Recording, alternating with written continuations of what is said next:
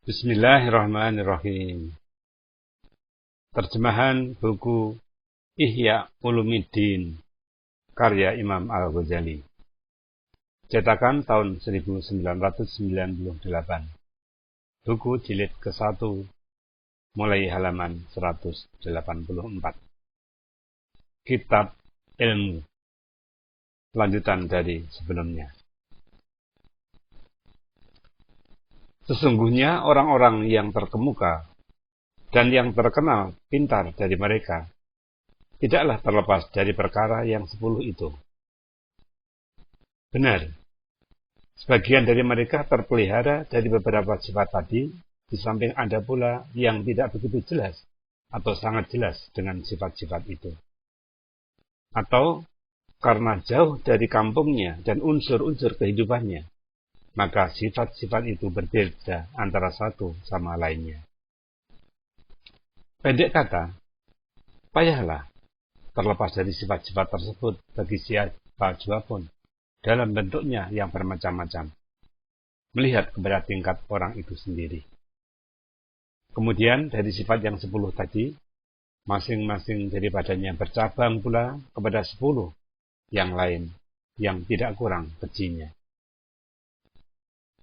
Kami tidak berpanjang kalam menyebutkan dan menguraikan satu persatu. Seumpama keras hidung, marah, dendam, loba, ingin memperoleh harta dan kemegahan untuk tetap dalam kemenangan, bangga, keras kepala, suka membesarkan orang kaya dan pengusaha, serta pulang pergi menghadap dan mengambil hati mereka. Berlomba-lomba dengan kecantikan kuda dan lain kendaraan, serta pakaian yang terlarang. Suka menghina orang lain dengan keangkuhan dan kesombongan. Turut campur barang yang tidak perlu. Banyak bicara. Hilang rasa takut. Hilang gemetar dan belas kasihan di dalam hati. Dikuasai sifat lalai daripadanya. Sehingga di antara mereka yang mengerjakan sholat, tidak tahu lagi tentang sholatnya, bacaannya, dan dengan siapa ia sedang bermunajat. Dia tidak merasa khusyuk dalam hatinya. Padahal umurnya telah dihabiskan mempelajari ilmu pengetahuan yang dapat menolongkannya dalam perdebatan. Ilmu mana tidak ada gunanya di akhirat. Seumpama pengetahuan membaguskan susunan kata, dengan sajak, dengan menghafal kata-kata yang ganjil dan lain-lain sebagainya, yang tidak terhitung banyaknya. Orang-orang yang suka berdebat itu berlebih kurang tingkat dari sifat-sifat tersebut, bermacam-macam tingkat dan derajatnya. Meskipun yang terkuat, beragama, dan terpintar di antara mereka tidak juga terlepas dari keseluruhan unsur-unsur budi pekerti. Hanya usahanya ada untuk menyembunyikan atau berjuang menjauhkan diri daripadanya. Dan ketahuilah bahwa budi pekerti yang rendah tadi melekat kepada orang yang bekerja dalam lapangan memberi nasihat dan pelajaran apabila tujuannya mencari keridhaan orang, menegakkan kemegahan, memperoleh kekayaan dan kemuliaan. Melekat juga pada orang yang bekerja dalam lapangan pengetahuan, mazhab dan fatwa-fatwa, apabila tujuannya ingin menjadi qadhi, menjadi penguasa harta wakaf dan terkemuka dari teman. Pendek kata, kerendahan budi itu menimpa kepada tiap-tiap orang yang menuntut ilmu, bukan karena mengharapkan pahala daripada Allah Ta'ala di akhirat. Maka ilmu itu tidak saja menyia-nyiakan orang yang berilmu tadi, bahkan juga membinasakannya atau menghidupkannya sepanjang zaman. Karena itulah bersabda Nabi Shallallahu Alaihi Wasallam, manusia yang sangat menderita azab pada hari kiamat ialah orang yang berilmu yang tiada bermanfaat dengan ilmunya. Dirawikan At-Tabarani dan Al-Baihaqi dari Abi Hurairah. maka ilmu itu telah memberi madorot kepada yang berilmu itu sendiri, di samping tidak ada gunanya. Mudah-mudahan kiranya terlepaslah dari keadaan yang tersebut, dan dapatlah orang-orang yang berilmu itu memperoleh manfaat dengan ilmu pengetahuannya. Sesungguhnya, bahaya ilmu itu besar. Orang yang mencari ilmu itu ibarat orang yang mencari kekayaan yang abadi dan kesenangan yang tidak ada ujung, yang tidak akan kunjung hilang. Maka tidak terlepaslah ia dari kekayaan atau kebinasaan, seperti orang yang mencari kekayaan duniawi. Kalau kebetulan tidak diperolehnya harta, jangan diharap dia terpelihara dari kehinaan. Bahkan tidak mustahil lebih buruk dari itu lagi. Jika Anda mengatakan bahwa ada gunanya diberi kesempatan mengadakan perdebatan, yaitu membawa manusia suka menuntut ilmu. Karena kalaulah bukan karena cinta menjadi kepala, maka ilmu itu telah terbenam. Benar perkataan Anda itu dari satu segi. Tetapi faedahnya tidak ada. Anak kecil pun tidak suka pergi ke sekolah bila tidak dijanjikan bermain bola, bermain anggar, dan bermain mengadu pipit. Keadaan yang demikian tidaklah menunjukkan bahwa kesukaan yang seperti itu kesukaan yang terpuji. Dan kalaulah tidak karena suka menjadi kepala, lalu ilmu pengetahuan itu terbenam, itu pun tidak menunjukkan bahwa mencari kedudukan kepala itu dapat melepaskan diri dari kebinasaan.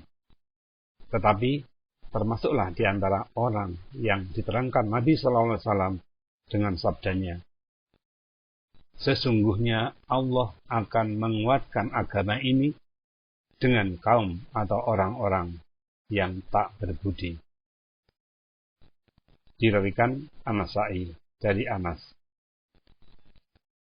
Dan sabdanya pada hadis yang lain, sesungguhnya Allah akan menguatkan agama ini dengan orang yang zalim. Diriwayatkan Al-Bukhari dan Muslim dari Abi Hurairah. Orang yang menjadi kedudukan kepala bagi dirinya sendiri adalah binasa.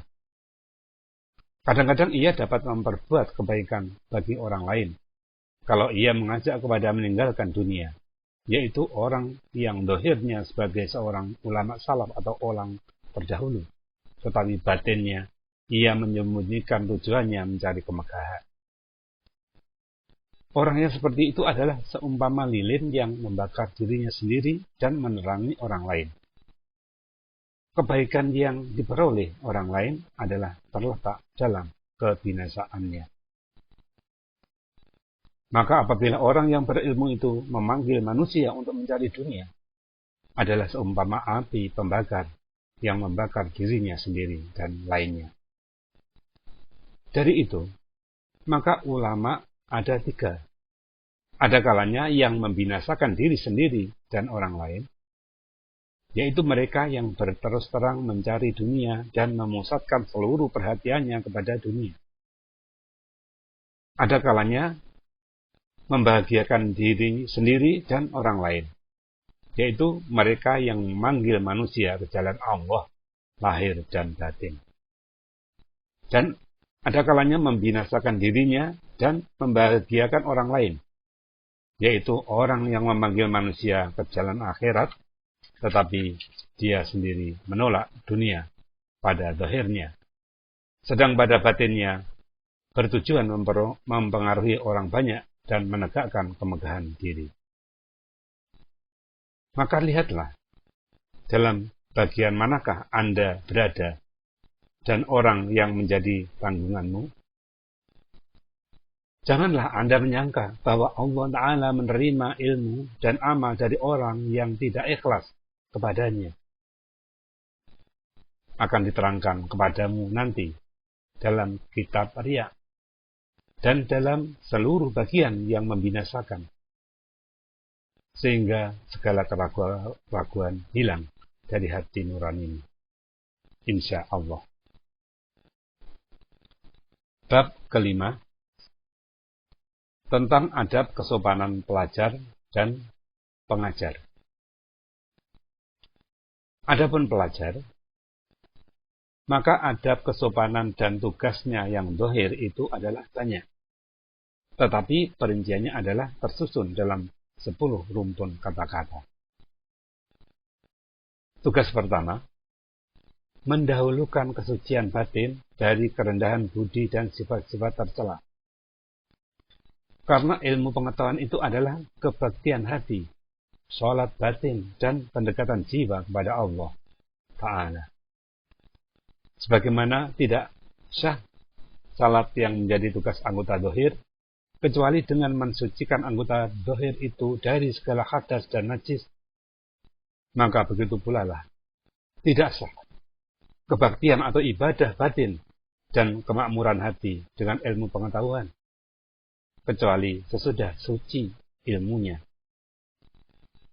Kecuali sesudah sucinya ilmu itu dari kekotoran budi dan kenajisan sifat. Bersabda Nabi SAW, ditegakkan agama atas kebersihan, yaitu zahir dan batin. Berfirman Allah Ta'ala, innamal musyrikuna khajans. Innamal musyrikuna najasun. Artinya, sesungguhnya orang musyrik itu najis. Surat Al-Baqarah ayat 28.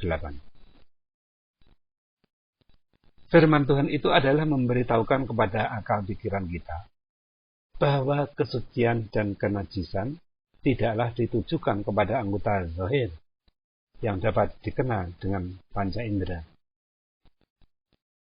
Orang musyrik itu kadang-kadang kainnya bersih, badannya dibasuh, tetapi dirinya najis. Artinya, batinnya berlumuran dengan kotoran.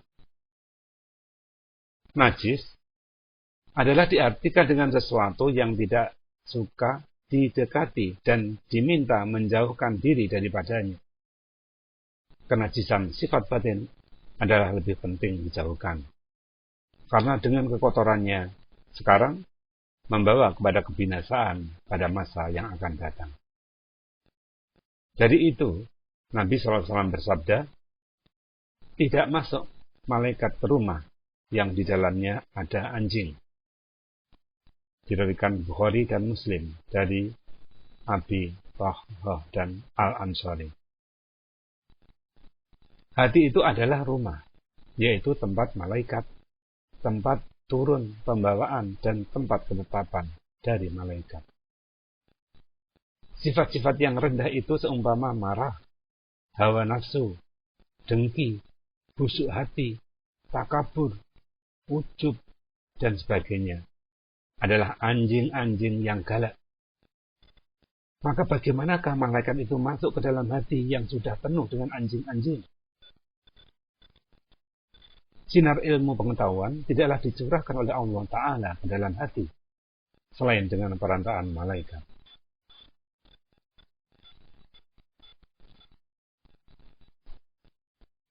Wa makana libasarin ayukallimahullahu illa wahyan awmimu harai hijabin ayursila rasulan fayu jia bi'idnihi ma yasha. Artinya, tidak ada bagi manusia berkata-kata dengan Allah selain dengan wahyu atau di belakang hijab atau dengan mengirimkan rasul, lalu diwahyukan apa yang dikehendakinya dengan keizinannya. Surat Asy-Syura ayat 51. Demikianlah kiranya tidak dikirimkan Allah rahmat dari ilmu pengetahuan itu kepada hati. Hanya malaikatlah yang mengurus, mewakili, membawa rahmat itu. Para malaikat itu kudus, suci, bersih dari segala sifat yang tercela. Tidak ada perhatian mereka selain kepada yang baik. Tak ada urusan mereka dengan segala perbendaharaan rahmat Allah padanya, selain dengan yang baik suci. Aku tidak mengatakan bahwa yang dimaksudkan dengan rumah dalam hadis yang di atas tadi, yaitu hati dan dengan anjing, yaitu marah, dan sifat-sifat tercela yang lain. Tetapi aku mengatakan bahwa itu adalah peringatan kepada hati dan suatu perbedaan antara kata-kata zahir yang menunjukkan kepada batin dan peringatan kepada batin dengan menyebutkan kata-kata zahir serta tetap pada kehadirannya. Golongan ahli kebatinan mengadakan perbedaan dengan pengertian yang halus tadi. Maka inilah jalan tamsil ibarat, jalan yang ditempuh oleh para alim ulama dan orang-orang baik. Karena pengertian dari tamsil ibarat atau itibar, yaitu mengambil ibarat dengan apa yang diterangkan kepada orang lain, tidaklah untuk orang lain itu saja.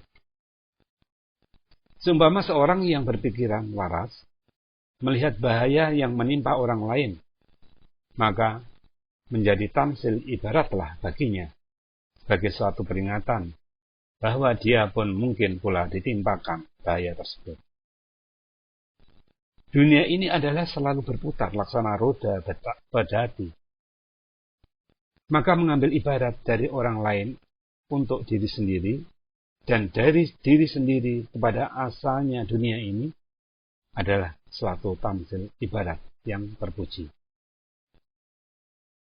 Maka Anda ambil jugalah menjadi ibarat dari rumah, yaitu pembangunan dari manusia kepada hati, yaitu sesuatu rumah yang dibangun oleh Tuhan, dan dari anjing yang dicela karena sifatnya, bukan karena bentuknya, yaitu padanya terdapat sifat kebuasan dan kenajisan kepada jiwa keanjingan, yaitu sifat kebuasan. Ketahuilah bahwa hati yang dipenuhi dengan kemarahan, loba kepada dunia dan bersifat anjing mencari dunia dengan rakus, dengan mengoyak-ngoyak kepentingan orang lain, adalah anjing dalam arti dan hati dalam bentuk. Orang yang bermata hati memperhatikan arti, tidak bentuk. Bentuk dalam dunia ini mengalahkan arti, dan arti tersembunyi dalam bentuk. Di akhirat bentuk itu mengikuti arti, dan artilah yang menang. Dari itu, masing-masing orang dibangkitkan dalam bentuk yang maknawi, atau menurut pengertian dari bentuk itu. Menurut hadis, orang yang mengoyak-oyakkan kehormatan orang lain dibangkitkan sebagai anjing yang galak. Orang yang lupa kepada harta benda orang lain dibangkitkan sebagai serigala yang ganas. Orang yang menyombong terhadap orang lain dibangkitkan dalam bentuk harimau. Dan orang yang mencari jadi kepala dibangkitkan dalam bentuk singa. Diriwayatkan At-Ta'labi dari Al-Bara. Banyaklah hadis berkenaan dengan hal di atas dan menjadi tamsil ibarat kepada orang-orang yang mempunyai mata hati dan mata kepala. Jikalau Anda mengatakan bahwa banyaklah pelajar yang rendah budi memperoleh ilmu pengetahuan, maka tahulah Anda kiranya bahwa alangkah jauhnya ilmu itu dari ilmu yang sebenarnya, yang berguna di akhirat, yang membawa kebahagiaan. Yang pertama sekali dari ilmu itu nyata kepadanya bahwa maksiat adalah racun yang membunuh, yang membinasakan. Adakah Anda melihat orang yang mengambil racun dengan mengetahui bahwa itu racun yang membunuhkan? Yang Anda dengar dari orang itu ialah perkataan yang diucapkannya dengan lidahnya dalam satu bentuk dan diulang-ulangi dengan hatinya dalam bentuk yang lain. Yang demikian bukanlah ilmu namanya. Berkata Ibnu Mas'ud radhiyallahu anhu, tidaklah ilmu dengan banyak bercerita tetapi ilmu adalah nur Tuhan yang ditempatkan di dalam dada. Berkata setengah mereka, sesungguhnya ilmu itu takut atau khasyah kepada Allah. Karena firman-Nya, innama yakhshallahu min ibadihi ulama. Artinya, sesungguhnya orang yang takut kepada Allah dari para hambanya ialah alim ulama atau orang yang berilmu. Surat Fatir ayat 28. Dengan firman itu seakan-akan Allah menunjukkan kepada faedah ilmu yang lebih khas. Dari itu berkata sebagian ulama muhaqqiqin bahwa arti perkataan mereka, kami pelajari ilmu bukan karena Allah, maka seganlah ilmu itu selain karena Allah. Bahwa ilmu itu segan dan tidak mau kepada kami, maka tidak terbukalah hakikatnya kepada kami. Hanya yang ada bagi kami ialah ceriteranya dan kata-katanya saja. Kalau Anda mengatakan bahwa saya melihat kebanyakan ulama fuqaha, muhaqqiqin, dan yang terkemuka dalam ilmu furu' dan usul, terhitung dari golongan tokoh-tokoh besar, adalah budi pekertinya tercela dan tidak berusaha membersihkan diri daripadanya. Maka jawabnya, bila Anda mengetahui tingkat-tingkat ilmu pengetahuan dan mengetahui pula ilmu akhirat, niscaya jelaslah bagi Anda bahwa apa yang dikerjakan mereka itu sedikitlah gunanya dari segi ilmu pengetahuan. Kegunaannya baru ada dari segi amalan karena Allah Ta'ala. Apabila tujuannya mendekatkan diri kepadanya, untuk itu sudah disinggung dahulu dan nanti akan dijelaskan lagi dengan lebih tegas dan terang, insya Allah. Tugas kedua, seorang pelajar itu hendaknya mengurangkan hubungan dengan urusan duniawi, menjauhkan diri dari kaum, keluarga, dan kampung halaman. Sebab segala hubungan itu mempengaruhi dan memalingkan hati kepada yang lain. Ma ja'alallahu li rajulin min qalbayni fi jawfi. Artinya, Allah tidak menjadikan bagi seorang manusia dua hati dalam rongga tubuhnya. Surat Al-Ahzab ayat 4. Apabila pikiran itu telah terbagi, maka kuranglah kesanggupannya mengetahui hakikat-hakikat yang mendalam dari ilmu pengetahuan. Dari itu dikatakan, ilmu itu tidak menyerahkan kepadamu sebagian daripadanya sebelum kamu menyerahkan kepadanya seluruh jiwa ragamu. Apabila engkau sudah menyerahkan seluruh jiwa raga engkau, maka penyerahan ilmu yang sebagian itu masih juga dalam bahaya. Pikiran yang terbagi-bagi kepada hal ihwal yang bermacam-macam itu adalah seumpama sebuah selokan yang mengalir airnya ke beberapa jurusan. Maka sebagian air ditelan bumi dan sebagian lagi diisap udara, sehingga tinggal tidak terkumpul lagi dan tidak mencukupi untuk tanam-tanaman. Tugas ketiga, seorang pelajar itu jangan menyombong dengan ilmunya dan jangan menentang gurunya, tetapi menyerah seluruhnya kepada guru dengan keyakinan kepada segala nasihatnya, sebagaimana seorang sakit yang bodoh yakin kepada dokter yang ahli berpengalaman. Seharusnya lah seorang pelajar itu tunduk kepada gurunya, mengharap pahala dan kemuliaan dengan berkhidmat kepadanya. Berkata As-Sa'di, pada suatu hari Zaid bin Thabit bersolat jenazah. Sesudah solat itu selesai, lalu aku dekatkan bagalnya atau nama hewan yang lebih kecil dari kuda untuk dikendarainya. Maka datang Ibnu Abbas membawa kendaraannya kepada Zaid untuk dikendarainya. Maka berkata Zaid, "Tidak usah, wahai anak paman Rasulullah Sallallahu Alaihi Wasallam." Berkata Ibnu Abbas, "Beginilah kami disuruh berbuat terhadap para alim ulama dan orang-orang besar." Lalu Zaid bin Thabit mencium tangan Ibnu Abbas seraya berkata, "Beginilah kami disuruh berbuat terhadap keluarga Nabi kami Muhammad Sallallahu Alaihi Wasallam."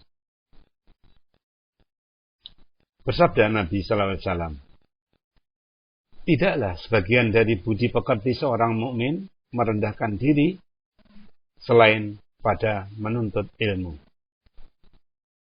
Diriwayatkan Ibnu Uda dari Ma'ad dan Abi Amamah. Dari itu tidaklah layak bagi seorang pelajar menyombong terhadap gurunya. Termasuk sebagian daripada menyombong terhadap guru itu ialah tidak mau belajar, kecuali pada guru yang terkenal benar keahliannya. Ini adalah tanda kebodohan. Sebab ilmu itu jalan kelepasan dan kebahagiaan. Orang yang mencari jalan untuk melepaskan diri dari terkaman binatang buas, tentu tidak akan membeda-bedakan apakah jalan itu ditunjuki oleh seorang yang termasyhur atau oleh seorang yang dungu. Maka kepada orang yang jahil adalah lebih hebat dari terkaman seluruh binatang buas. Ilmu pengetahuan itu adalah barang yang hilang dari tangan seorang mukmin yang harus dipungutnya di mana saja diperolehnya, dan harus diucapkannya terima kasih kepada siapa saja yang membawanya kepadanya. Dari itu berkata sebuah pantun, "Pengetahuan itu adalah perjuangan bagi pemuda yang bercita-cita tinggi. Seumpama banjir itu adalah perjuangan bagi suatu tempat yang tinggi." Ilmu pengetahuan tidak tercapai selain dengan merendahkan diri dan penuh perhatian. Berfirman Allah Ta'ala, "Inna fi dzalika ladzikra liman kana lahu qalbun aw alqas sam'a wa huwa syahid." Artinya, sesungguhnya hal yang demikian itu menjadi pengajaran bagi siapa yang mempunyai hati atau pengertian, atau mempergunakan pendengarannya dengan berhati-hati. Surat Qaf ayat 37. Pengertian mempunyai hati, yaitu hati itu dapat menerima pemahaman bagi ilmu pengetahuan. Tidak ada tenaga yang menolong kepada pemahaman selain dengan mempergunakan pendengaran dengan berhati-hati dan sepenuh jiwa, supaya dapat menangkap seluruh yang diberikan guru dengan penuh perhatian, merendahkan diri, syukur, gembira, dan menerima nikmat. Hendaklah pelajar itu bersikap kepada gurunya seumpama tanah kering yang disirami hujan lebat. Maka meresaplah ke seluruh bagiannya dan meratalah keseluruhannya air hujan itu. Manakala guru itu menunjukkan jalan belajar kepadanya, hendaklah ditaati dan ditinggalkan pendapat sendiri. Karena meskipun guru itu bersalah, tetapi lebih berguna baginya dari kebenarannya sendiri. Sebab pengalaman mengajari yang halus-halus, yang ganjil didengar, tetapi besar faedahnya. Beberapa banyak orang sakit yang dipanasi, diobati dokter dengan menambah panas pada waktu-waktu, supaya kekuatannya bertambah sampai batas yang sanggup menahan pukulan obat. Maka heranlah orang yang tidak berpengalaman tentang itu.